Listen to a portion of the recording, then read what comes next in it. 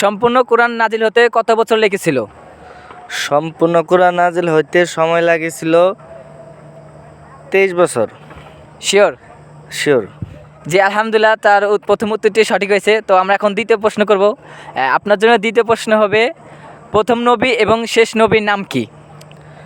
প্রথম নবী আদম আলাইহিসসালাম আর সর্বশেষ নবী আমাদের হযরত মুহাম্মদ সাল্লাল্লাহু আলাইহি সাল্লাম। শিওর? শিওর। প্রথম নবী আদম আলাইহিসসালাম। জি, আলহামদুলিল্লাহ, তো তার প্রথম উত্তরটাও সঠিক হয়েছে, দ্বিতীয় প্রশ্নের উত্তরটাও সঠিক হয়েছে। তো আমরা এখন তাকে তৃতীয় প্রশ্ন করব। তো আপনার জন্য তৃতীয় প্রশ্ন হবে, বলুন তো কয় ওয়াক্ত নামাজ ফরজ? 5 ওয়াক্ত নামাজ ফরজ। ওয়াক্তগুলোর নাম বলতে পারবেন?